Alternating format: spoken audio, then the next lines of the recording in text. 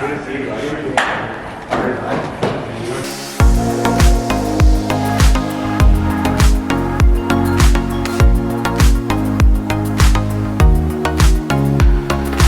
So welcome back, everyone. Joined by a very, very special guest today, Brandon PEACOCK. First and foremost, he's a good buddy of mine, but he's here to kind of tell his story and talk a bit about his charity today. So welcome, Brandon. This is my first time doing something like this, so you guys gotta be nice to me in the comments, but grateful to be here, man. Hey man, yeah. I'm happy we found the time. I know how busy you are, being back in town for such a limited amount of time and ripping back to Ireland literally tomorrow, but I'm happy we were able to make it work, man. Absolutely, man. So I think first and foremost we are friends, and I think we came a bit closer when he came to my homecoming at Western. I think it was 2020 or 2019. But before that, we have a bit of history. We played hockey with my brother. He's from the Canada region. We lived in the same neighborhood, so we've been friends for years, and kind of just wanted to share his story. He's really powerful and he sends a really great message. So that's kind of the goal of today. So yeah, and thank you for being here. Awesome. Yeah. I'm happy to be the first. Yeah, first absolutely. Of many, so take me back. We're here to talk about your story. Thank God we're not talking about homecoming. Yeah. But take me back to that day. Was it June 2020? Yeah, June 29th, so 2020. Okay, yeah. So I have that timeline right. So take me back to that day and basically what happened from the very beginning. Yeah, man. So regular. I think it was a Tuesday or Wednesday. I don't know. It was a weekday, and I worked all day. Finished up the day.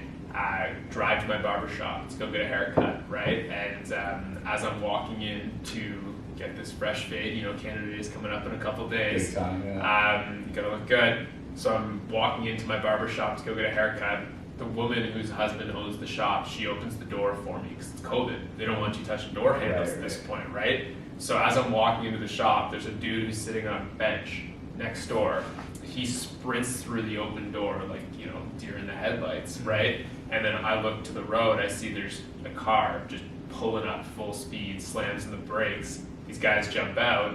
Now I'm reacting, right? I was able to see them, grab the woman who's behind the door, kind of like throw the two of us into the shop, and I'm in the middle of a drive-by shooting. I get hit 3 times, one bullet to the chest, which missed my heart, thankfully, didn't puncture my lung somehow.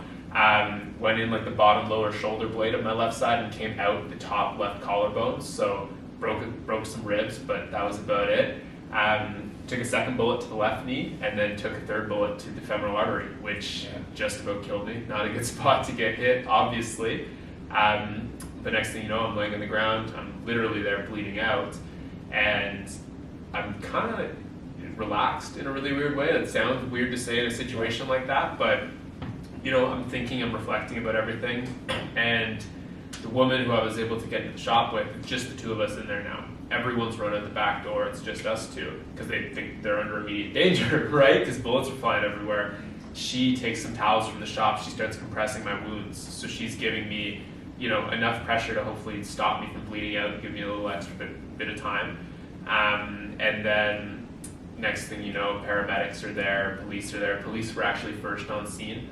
The officer who helped me, he got a tourniquet on my leg, stopped the bleeding, which gave me enough time to make it to the hospital. It was super important, And right before I got that tourniquet on my leg, the woman who was helping me, she gives me the phone. Turns out she thinks I'm gonna die. I found that out later. She was very confident I wasn't gonna make it.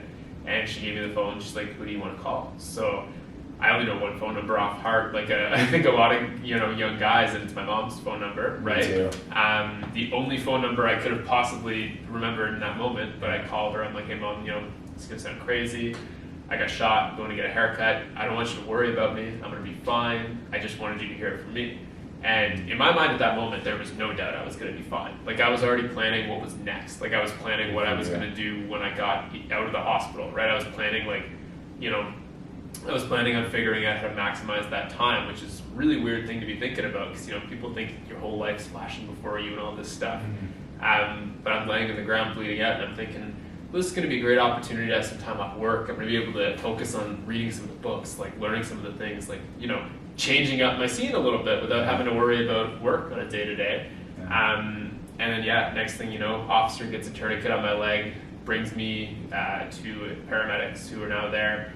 They get me in the ambulance, they get me to the hospital, like literally within, I think, 20 minutes of everything happening. So I think the officer was on scene in 4 minutes, paramedics got me loaded up into the hospital by 6:15. So the shooting happened at 5:45, I'm at hospital by 6:15, so 30 minutes turnaround time, which is quite impressive, I that think. time to the scene and back to the hospital is super important in a trauma situation like that. So. Yeah, so then next thing you know, I'm in, basically I found out later they cleared out a full floor for me at the hospital. So this was like a full floor worth of staff were on my case. And it was the turnover time between the day shift and the night shift doctors, right? It's like 6 o'clock, I guess, is when they switch. So I had the best of all the different branches of, medicine, I guess like medical surgery on my case that night. So I get in there, I'm rushed in. Obviously they cut off all my clothes, like very humbling experience to be butt naked in front of like 30 people, right? Laying there, being operated on. But there's this one woman, she's leading the charge. She's, I guess, the head of trauma is her role. Yes. And she's like a drill sergeant. She was incredible. Like it was the most amazing thing I've ever They seen. often are in trauma. So And I was so confident, right? Like I saw like how she held herself, how disciplined she was, and how, quick she was to tell everybody what they needed to do to give me the best fighting chance of making it through the night. And that was really cool.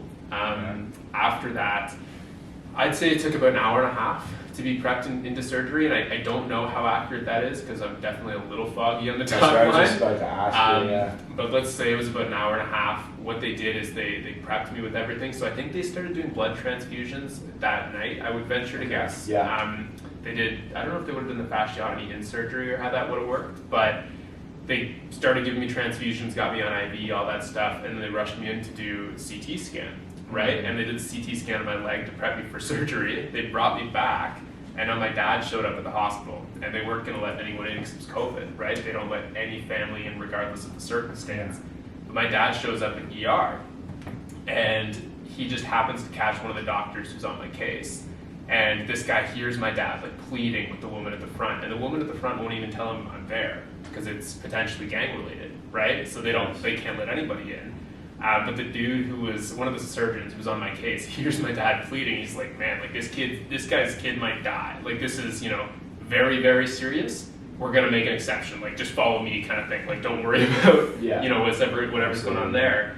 So my dad gets into the room, and that changed my life. Like I genuinely think that was the biggest moment in, my entire recovery. Do you feel like it gave you more willpower having come in the room like that? Dude, 100%. So like what happened with my dad is he came in there, and you would expect, your parent to be just so stunned. Like I can't imagine how hard it was for him. Yeah. But he walks into that room like just this stoic, like calm, poised figure, and just kind of holds my hand, doesn't even say anything at this point, right? There's no like how did this happen? No questions. It's just this like calming presence. Holds my hand, we kind of hang out, I crack a smile, I'm like, bring me some Gatorades tomorrow morning, I'm really starting to feel it, I need those electrolytes, and he laughs, he's like, yeah, like tomorrow morning, like whatever you want, we got you kind of thing. And then next thing you know, we're being prepped for surgery again, so they sent me back in, because I guess they did a CT scan of the leg, but they didn't know I had a bullet in the chest, because I still had full range of motion, full everything, upper body, right? So like there was no damage. But obviously they had to run a CT scan to make sure my lung wasn't punctured or my heart wasn't hit or like whatever, right? Yeah, so they rip me in there, we do that. We come back out to prep one last time, and as my dad looks at me, he's like, Brandon, like, how are you feeling? That's the first time he really was like questioning it. I just looked at him, and I'm like, it's really starting to hurt. Like the tourniquet was the most painful thing in the world, right? Because I've now had this thing on for like an hour and a half or whatever it is, 2 hours. It's cutting off all of the circulation. Absolutely. The adrenaline is starting to wear off. And so my dad looks at me, he's like, how are you feeling? I'm like, Dad, it's really starting to hurt. Like this is really freaking hard, right? He looks at me like I just told him I won the lottery, right? And he's just got this big smile on his face. I'm like, what are you talking about, man? Like, what's going on? And he's like, you got pain, you still got a leg, man. It's like, it's the second that you stop feeling that pain, now you gotta be worried, right? Absolutely. And that changed my entire recovery. Like that moment right there, I woke up the next morning in pain. I was in pain for the next, 2 months, right? Like I couldn't sleep, I couldn't eat for a long time. Like I was just this like dead figure, but I didn't want pain meds. I didn't want to like be numb to the reality because I was so happy to feel that pain. Like after that moment, it kind of changed everything in my life perspective-wise. So yeah, after that, I get rushed into surgery. I'm put under general anesthetic. Wish the best from there was one nurse in there who kind of stayed by my side the whole time, and she was really incredible. I forget what I said. I think it was something super cheesy, man. I was like, you know, like, I'm gonna die, like give me a kiss or something like that. I'm on a lot of pain meds, right? So this is my reaction, and I found out the last thing she said to me. She's like, you know, like let's save it for tomorrow morning when you wake up, kind of thing, right? Obviously, I didn't make out with the nurse the next morning, but it was funny because she was just like, it kind of gave me hope, and even in those last moments where like when I was being put under anesthesia, like I didn't know if I was going to survive, right? Like there was no guarantee I was making it tomorrow morning, and I guess doctors told my parents it was like 50-50. It was a toss-up, right? So you've seen the charts, but I guess what they did is they did a femoral bypass surgery. It took like 8 hours. They would have done the double fasciotomy. And I was fortunate to make it through. I know that, you know, femoral artery is a kill shot in like many cases, right? So So he kind of said it already, but he got a shot to his femoral artery, which is the main supply to the thigh and the lower leg. And because there was clotting in the popliteal artery as well, they did a bypass from the superficial femoral artery to the popliteal artery, and that's called a SFA POP-A graft. So just for you medical people. And then, you covered a lot, so thank you for sharing that too. Just want to go over some of the anatomy too. So he got a shot in his left shoulder. So you had a fourth rib fracture, I believe, too. He mentioned remarkably, it didn't hit his heart. He didn't have a pneumothorax, which is kind of like when there could be a hole in the lung, the pressure can get into the pleural cavity or the thoracic wall, and kind of that pressure can kind of tend to make the lung collapse, essentially. So he didn't have that, which was big. But you went through some gruesome stuff, man, and you also had a shot that went off the wall, ricocheted to your left knee as well. So technically you're kind of hit in 3 places, if I'm correct in that sense. The left knee was the weirdest one, too, because, you know, this was the one I'd say most concerned about. I wasn't too worried about my leg, right? Which was really strange because that was by far the worst. But when I was bleeding out, like I'm worried about the bullet that I think has maybe hit me in the heart, right? Absolutely. Because like I look down and the bullet hole is right here, and I know my heart is right there, right? But what I guess must have happened is when it broke my rib, the bullet that hit my rib that came in through the back, it would have broken that rib, and when it hit the rib, like deflected almost like around the lung and the heart, which I don't even know how that trajectory makes sense, to be honest. But it was, dude, it's 1 in a million, honestly, is how lucky I was with that one in particular. The left knee hurt the most, which made no sense. I guess it was because it was like imagine taking like a potato peeler to your skin or something like that. Like that's kind of what it felt like. It was just a sting. Whereas these ones, it was so much more damage, but it wasn't that same shock factor. I don't know if that makes any sense. But absolutely. Getting a shot to the femoral artery in general is just it could be a death sentence in a lot of cases. And the fact you didn't hit the heart, your lung was fine. You had some lung contusions, which are lung bruises as well. Brandon was nice enough to kind of share some of his medical information. Had a fourth rib fracture for sure, maybe some other ones, but the fact that you came out of this, I'm sure it inspired you to do some things, which we'll talk about too, like your charity and everything. But just wanted to say thank you for sharing all of that. I mean, he's got a big social media presence now, so it's good that you're putting your word out there and inspiring other people. That's part of why I wanted to do this with you, because it is truly inspiring, and you are a good friend, and to have this happen to a friend is pretty crazy. But the fact that you're alive and willing to tell your story to other people and help other trauma survivors, I think is amazing, man. So thank you for that. I guess for now, I want to kind of talk about your mentality through this. You covered a lot of it, but what I noticed about what you were saying was you actually remember quite a bit. I don't know whether other people were telling you this stuff, but you actually have a pretty good memory from this, and often with a lot of blood loss, you can lose consciousness and stuff like that. So if you can talk, you talked about how you were transfused with red blood cells as well. So can you talk a bit about the blood loss, your state of mind, how much you actually do remember, and overall your just mentality going on in this moment. You talked a bit about with your dad, which is super amazing and super inspiring to hear that as well. But if you can kind of talk a bit about that as well, that'd be great. Yeah, that's like one of my favorite questions that you ask, because not enough people kind of ask about the mentality the night of. They ask about the mentality of the recovery, right? And I really think those two things are different. The night of, it's weird because I think that most people would be panicked in a situation like that. They'd be afraid of dying, right? Like there'd be all this stress. And for me, there was never a question of whether or not I was going to survive, if that makes sense. Like the only time I really thought about that was when I was being put under anesthesia to, go into surgery.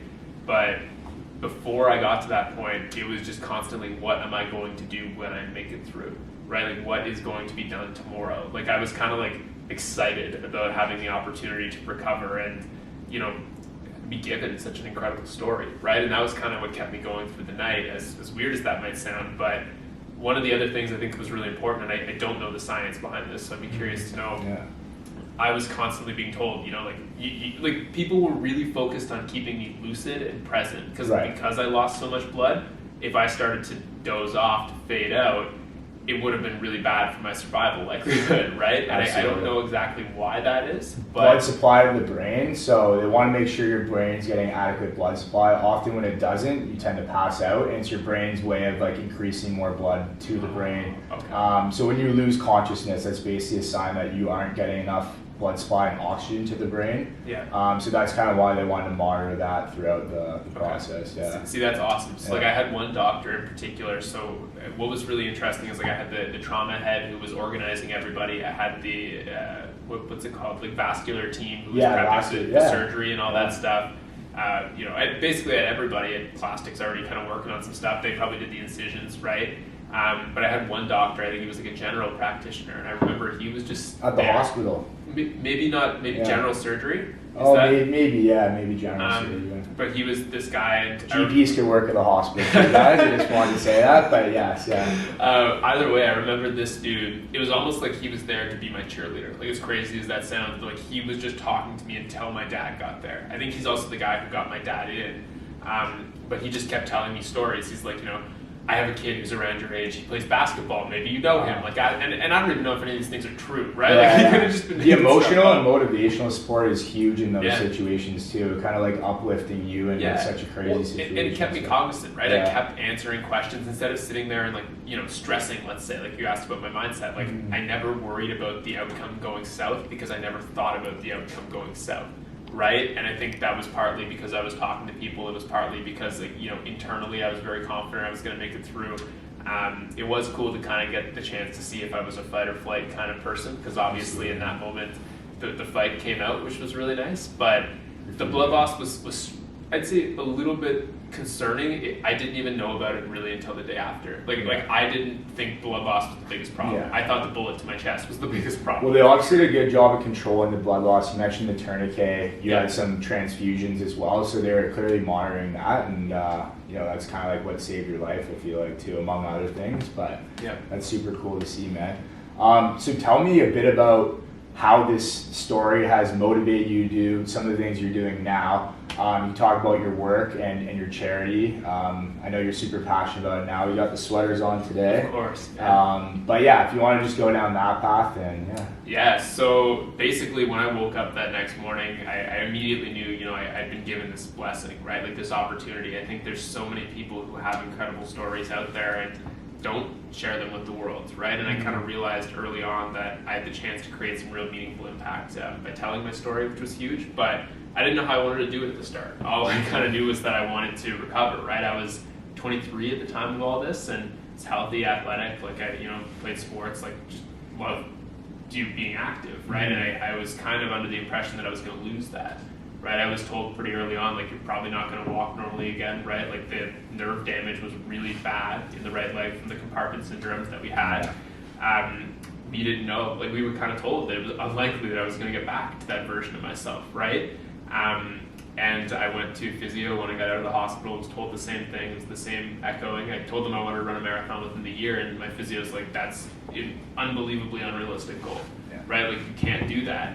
And my best friend also happened to be a physio at the time, and he wasn't working because it was COVID, and he just recently graduated, so he couldn't take his national licensing exam because he kept getting pushed because of the pandemic.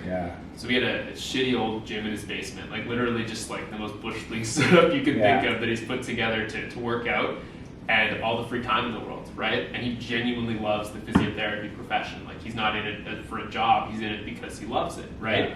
So I tell him, like, hey man, like, my doctor told me there's no chance I can do this. Like, what do you think? And he literally calls me. He doesn't text me back. He calls me. He's like, man, fuck that guy. That guy doesn't know you. He doesn't know anything. Like, he doesn't know who you were before. He only knows who you are now. Absolutely. We're gonna run that marathon, right? Yeah. And I started going to see him 5 hours a day, 7 days a week. Like, we were inseparable. I lived with him to the point that he was pushing me so hard. My dad hated it. Like, at the start, my dad and my mom, who were like my biggest cheerleaders, thought he was just working me way too hard. It was way too intense. He had me walk out to my car and give up my crutches 3 weeks after the shooting. Oh my God. So I was told, like, it was going to be months, right? And I think it was 2 days after I took my first steps, like under my own weight, he took away the crutches and was like, you don't use these unless it's an emergency or you're out in public, right? If you have to go to the hospital, use them. But other than that, like, you're done with crutches, right? Mm-hmm. And I saw how incredible the progress I was able to make was. I was playing hockey again by September, right? So that was like just over 2 months after being shot and being told I might not ever walk again. Yeah. I was back to, like, hockey was the first one because it kept my leg locked in, right? But after that, I slowly kept making progress. I was skiing that winter. I was back to, like, full. I was running, I think, for 3 months. That's crazy, yeah. But it was, I think what I realized is, like, I wasn't the anomaly in terms of the capability of doing it properly and recovering properly. I was the anomaly because I had access to the opportunity to do that, right? So I put my story out there, spoke to a ton of people, and realized, like, there's so many people out there who can have incredible recoveries like I did, but have no idea where to start, right? They don't have the resources, they don't have the support, they don't have the network. Another thing we've wanted to launch with the charity that we're going to be doing soon is a mentorship program, right? Like, I've found that having people in your community who've done the thing that you want to do makes all the difference. So I had Michael Otu, who you know as well, who he was in a coma for a week after being hit by a drunk driver, I guess, and his story's crazy as well, like, totally different, but incredible story. And after I got shot, I had so much support, which was fantastic. I had thousands of DMs, like, I had so many people bought into my recovery journey, wishing me the best, but most of them, they just wanted me to take it easy and process, right? Which is fine. O2 messaged me and we talked a lot. I talked to him every day in the hospital. I didn't know him before this. But he messaged me. He's like, look, man, everyone's going to be in your DMs right now giving you the best, like, telling you to take it easy and process it. And he's like, that's all fine and good. It's great that you have that support. But I'm here to tell you, like, every day you don't start progressing right now is like you're putting yourself one day behind, right? And with anything nerve related, you've got like a year, right? Like, you do have the potential to recover over time, but your year is instrumental, right? So I just got to work as quick as I could and then started working with Frank and made that progress, and that's what led me to starting Hit the Ground Running, right? Is I wanted to give other kids the same opportunity that I had, whether that was the mentorship, whether that was the physical physiotherapy or psychotherapy resources, because I think the psychotherapy side was really important as well.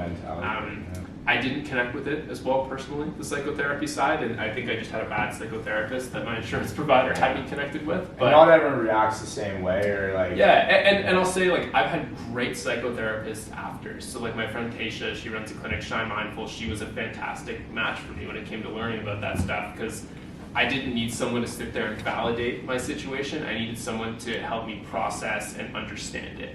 So, like, there's different industry professionals who can make a difference, but I just want to make sure that the people going through these situations have access to the right team around them to give them the best chance at a full recovery, right? Like, finding their new 100%. And I think for me, finding my new 100% was running marathons, was doing all these things, was being better than I was before. But some people, like, I work with a lot of spinal cord injury survivors, like, they're probably not going to be running marathons at any point in their life, right? But that new 100% might still be significantly better than, not even might, it will be significantly better than it would be if they just sat around at home and kind of felt victim to their situation, Absolutely. And you mentioned the marathons, and that's obviously incredible that you did that. But I want to talk about, have you had any setbacks or any injuries in that process leading up to the marathon, or just like ever feeling like you can't do it? Yeah, so the marathon for me, it was obviously really meaningful. It was kind of like, it sounds weird to say because I think it had a lot of really important impact on the community around me, but it was entirely selfish, right? Like, I wanted to run that marathon to prove to myself that I'd overcome these injuries, right?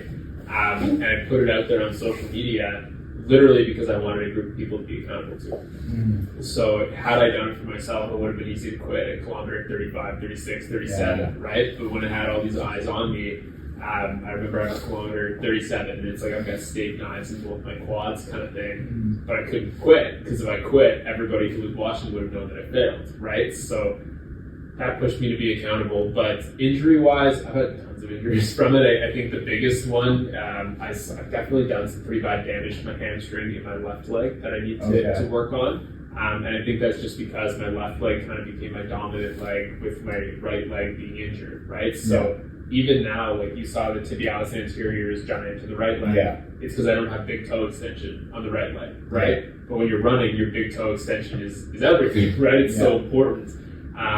So that's kind of leading to my left leg taking the brunt of everything, which has definitely caused some damage. But I was in physio during my first marathon like 5 days a week still. So rehab's huge. Yeah, so like I was in such a good place in terms of, you know, my legs were always sore, but I at least had a recovery team around me to make sure that everything was good. You know what I mean? Absolutely. So the injuries weren't too limiting. You just kind of power through, right? I mean, there was a lot of painful days for sure, but you just keep going. It wasn't too bad. Absolutely. And one thing I forgot to mention, he had a comminuted fracture of his distal right femur, just from a medical perspective too. So what that means is the bone basically breaks into 3 or more pieces. So it's kind of like shattered at the kind of closer to your knee.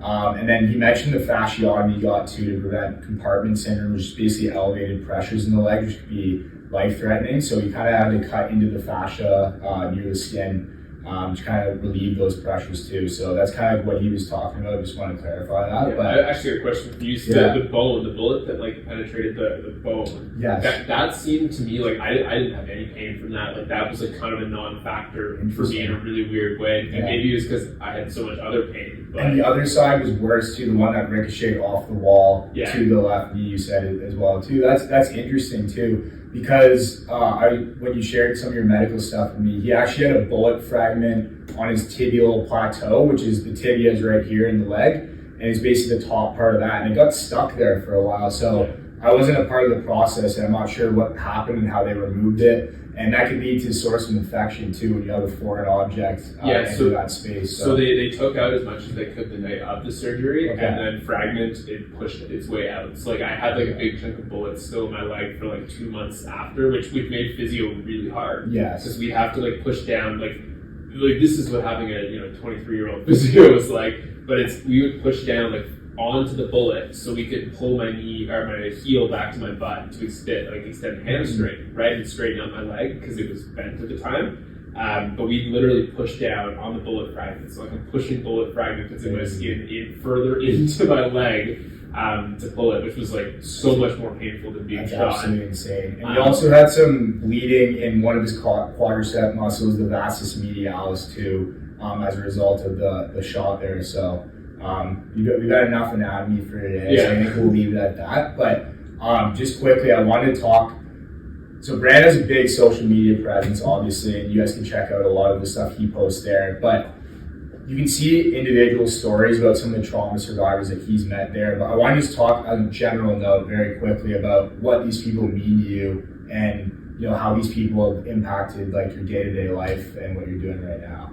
I think it's been incredible, and it's very strange. It's not a community I would have otherwise ever connected with, right? Like you see all these inspiring stories online, and now I kind of just reach out to anybody, right? I'm like, hey, can you tell me about it? And what's really cool is when I've been so authentic and vulnerable and open with my story, people see that and they'll tell me the craziest things you could ever imagine, right? Like so many stories that would go completely unheard had I not shared mine. And like I'll have people open up. I had one girl reach out to me recently, and I've heard a lot of stories, but none that have been like very similar to mine. I had this girl reach out to South Africa, and she got shot and hit in the femoral artery for right leg. She's got like the exact matching scar. She had a bypass as well, and this was a couple months ago, and she's really struggling with it, right? With the PTSD. The PTSD is that we could have a whole other podcast on that, right? Like the neurological response versus the rational brain. And what's been really cool to me is I've had the opportunity to, like, in a weird way, I'd say mentor a lot of these people and help support them along their recovery journey. And I think that's been the biggest catalyst in helping me recover, right? Is like I've gotten to a point where now I can pass that forward to the next generation of survivors and give them that same hope and give them their life back the way that I had my life back, given back to me by Frank, by Michael, by my medical team as a whole, right? Yeah. And my family and my community as well. So it means the world. Like I genuinely think the only reason I'm like truly happy and like prosperous, I'd say like psychologically after the recovery, is because I've had the ability to make impact. That's huge, man. Okay, and tell me a bit more about what you're doing right now. Brand's a Lululemon ambassador as well, which I find really cool. Favorite brand, by the way. Sponsor me. No, but tell me a bit more about what you're doing right now, and also what your goals are for the future. Because I know like this is something you plan to do for a long time and help other trauma survivors. So kind of finish everything off with that. Yeah, Okay, you know, give me a sec. no stress. Did you do that after the question though? Yeah. Okay. Yeah. Yeah. I was just saying we can finish the We're running out of time. Yeah. But no, it's okay. No, we'll be done in a couple minutes. And then, Yeah. That'll be perfect. Yeah. Get ready to go. Just keep it low like that. You just talk. Well, yeah, you're the one pausing the call. Yeah. Okay.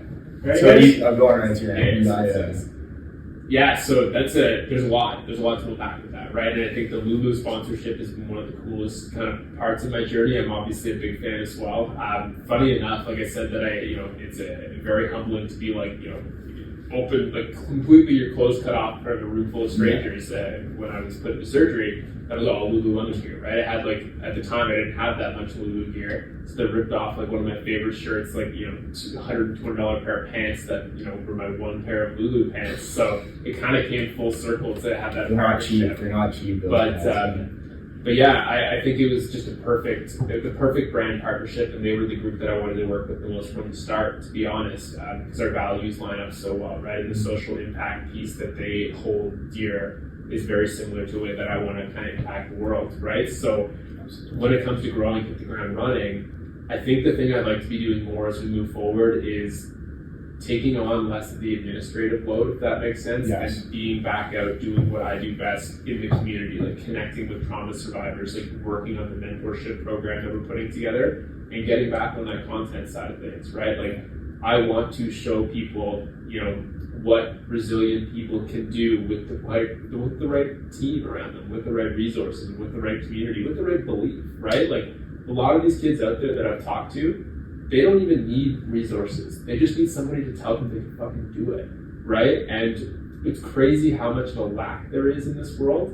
And I will say, people may hate me for saying this. Like, there's, people hate me for saying whatever sometimes, but I think it's more so good than bad. But there's a big group of people out there who want to consider themselves victims, I think, and they want to perpetuate this victim mindset in the people around them, right? And kind of, allow them to feel that way. And my biggest goal with Hit the Ground Running as we move forward is to empower trauma survivors to not feel like a victim to the circumstances, but instead to feel like, a survivor, like a hero, like the way that they should truly feel, right? And kind of empower them to recover at levels that they otherwise wouldn't be able to. And if I can do that, that's the best thing I could ever do with this organization. And I'm very confident we can do it with the team that we've got in place right now.